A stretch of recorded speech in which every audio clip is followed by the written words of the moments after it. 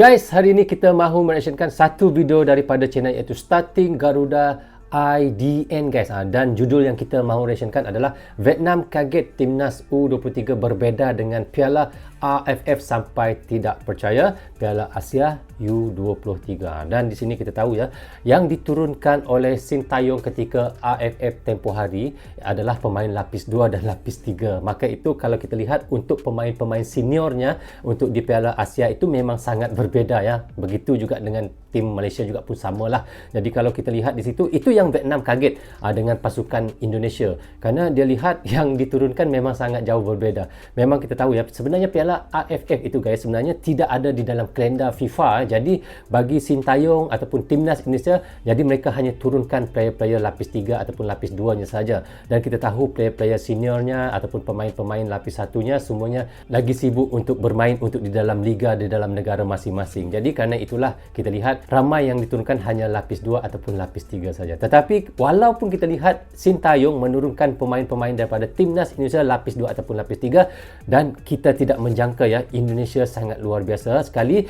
hingga dapat ke final untuk menentang Vietnam. Jadi itulah yang luar biasanya guys, kehebatan Timnas Indonesia walaupun lapis 2 ataupun lapis 3 tetapi bisa untuk sampai ke final. Dan adalah seorang ataupun dua orang saja yang kita lihat adalah daripada pemain senior guys, tetapi kebanyakannya playernya adalah player-player daripada lapis 2 ataupun lapis 3 guys. Jadi guys, di sini saya mahu mereaksikan bagaimana kagetnya Vietnam iaitu apabila melihat berbedanya player-player yang ada di Piala Asia dengan iaitu di Piala AFF. Jadi tanpa basa-basi guys, ayo kita sama-sama simak video ni. Mari. Rozul Channel.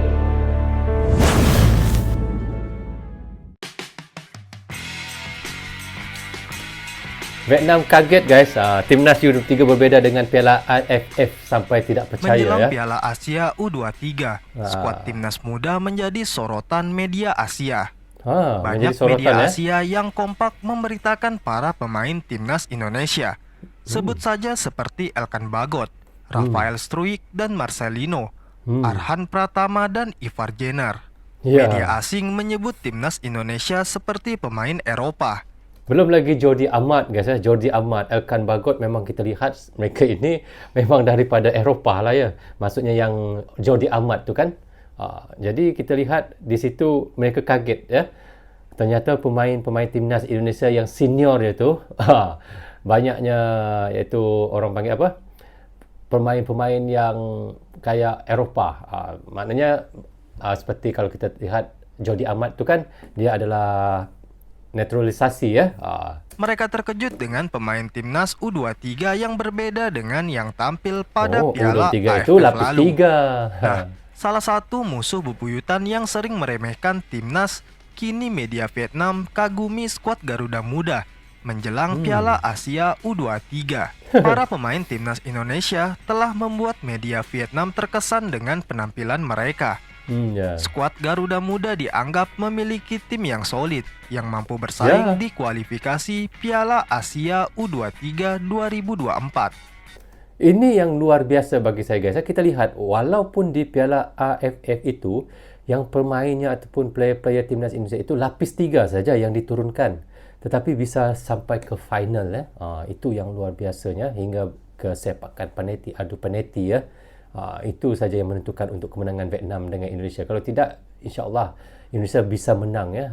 Media Vietnam terkejut melihat formasi skuad Timnas sebelumnya sempat diremehkan di ajang Piala AFF. Kini berbeda 80% di Piala Asia. Para media Asia pun dibikin kaget dengan skuad berbeda yang tampil di Piala Asia U23. Awalnya, media Vietnam sempat menuliskan dengan percaya diri atas keunggulan Vietnam yang mampu kembali meraih gelar juara Piala AFF 2023. Di Piala AFF itu saya lihat yang pemain seniornya, yang pemain untuk Timnas seniornya hanya beberapa orang saja ya, saya lihat ya yang mainnya. Hanya boleh saya katakan 2 ataupun 3 orang saja yang seniornya yang di dalam AFF itu.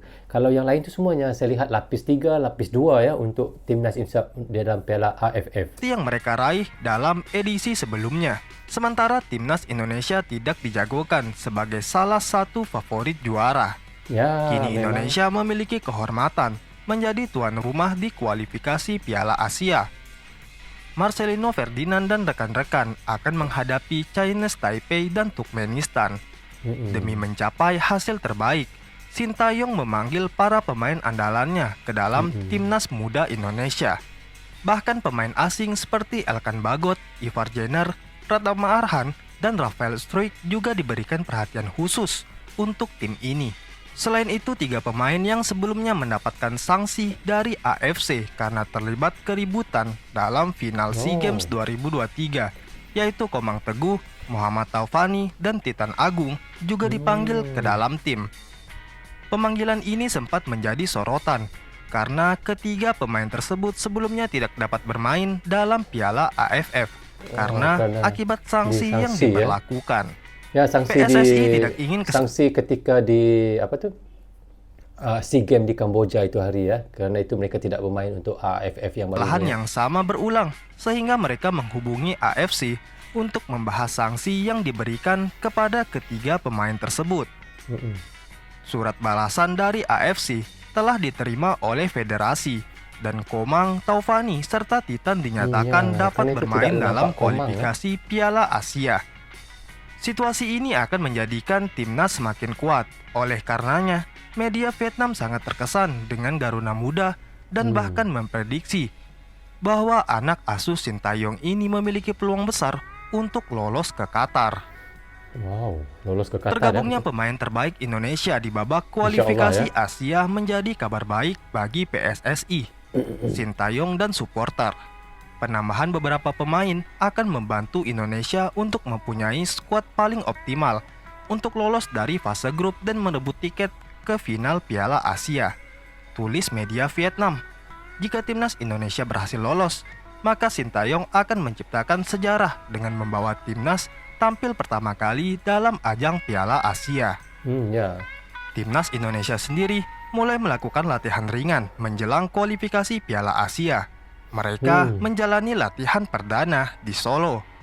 Dalam sesi persiapan yang digelar, Sintayong masih absen mendampingi anak asuhnya. Sesi latihan yang diawali dengan materi pemanasan ini dipimpin oleh pelatih fisik, Shin Sang-gyu. Sepanjang sesi latihan, dia juga aktif memberikan instruksi kepada skuad Garuda Muda. Intensitas latihan yang dijalani Rizky Ridho dan kawan-kawan masih cukup rendah. Tidak ada materi latihan yang menguras fisik pada hari pertama ini. Beberapa materi yang diberikan cukup lama oleh Shin Sang-gyu adalah latihan passing dikombinasikan dengan dribbling. Setelah itu, para pemain melahap latihan stretching untuk memulihkan kebugaran. Sesi latihan perdana ini baru diikuti sebanyak 20 pemain. Wow, baru 20 Sintayong pemain, memanggil 27 nama pemain. Artinya masih ada 7 nama yang belum bergabung.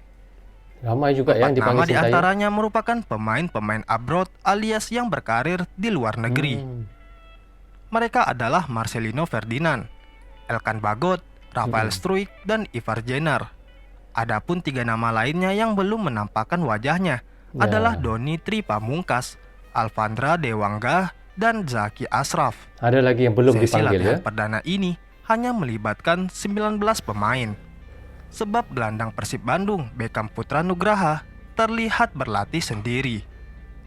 Dia sempat melangkah keluar lapangan dengan langkah yang tak biasa.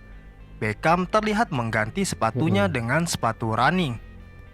Pemain berusia 21 tahun itu kemudian melanjutkan latihan dengan jogging mengelilingi lapangan bersama pelatih kiper Kim Bong-so.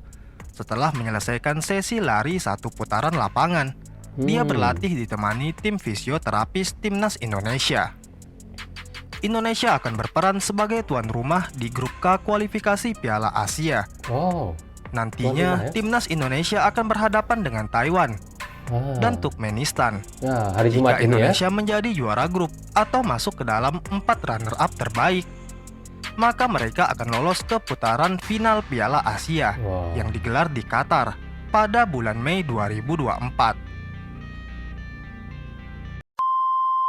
Okey guys, kita sudah pun reaction tadi daripada channel iaitu Starting Garuda IDN, dan teman-teman sudah pun tonton bersama dengan saya yang apa dikatakan Vietnam kaget timnas U23 berbeza dengan Piala AFF sampai tidak percaya di Piala Asia U23. Dan itulah yang saya katakan tadi di mula-mula intro di mana kita lihat Piala AFF itu sebenarnya tidak ada di dalam kalender FIFA. Jadi kita lihat Sintayong itu pelatih kepada timnas Indonesia menurunkan player iaitu daripada lapis 2 ataupun lapis 3 sahaja. Jadi kita lihat di Piala Asia memang sangat penting itu Piala Asia. Maka kita lihat Sintayong menurunkan player-player yang senior. Kalau kita lihat Elkan Bagot pun ada dan pemain-pemain daripada naturalisasi yang lain pun ada, dan juga tidak lupa dengan Jordi Amat pun akan turun sekali insya-Allah guys. Dan apa yang kita lihat di situ guys, untuk Indonesia menang dengan Turkmenistan, betul lah sebutan saya guys. Turkmenistan ke Turkmenistan?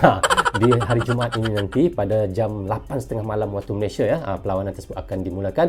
Jadi rasanya insya-Allah Indonesia pasti bisa menang dengan Turkmenistan itu kerana kita lihat walaupun ranking iaitu Turkmenistan itu di dalam FIFA adalah 138, Indonesia adalah 150, berbeza hanya 12 anak tangga, tetapi itu hanya ranking FIFA sahaja. Tetapi untuk kemenangan itu ada cerah untuk Indonesia, kerana sebelum ini pun Indonesia pernah menang dengan Turkmenistan pada tahun berapa saya tidak berapa ingat, tetapi pernah menang 2-1 kah begitu, dan pernah imbang juga dengan Turkmenistan. Maka kita lihat di situ untuk sejarah Indonesia kalah dengan Turkmenistan itu agak jauh sekali Maka nanti untuk perlawanan antara Indonesia dengan Turkmenistan pada Jumaat ini pada jam 8.30 malam waktu Malaysia. Jadi untuk kemenangan itu amat cerah sekali insya-Allah dan lepas itu Indonesia akan bertemu dengan Chinese Taipei ataupun disebut dengan Taiwan dan itu adalah kemungkinan besar juga Indonesia akan menang. Dan di situ nanti jika dua kemenangan itu akan berlaku kepada Indonesia, maka kita lihat nanti ranking Indonesia di FIFA akan naik lagi dan lebih mendadak lagi naik. Itu yang kita harapkan sama-sama.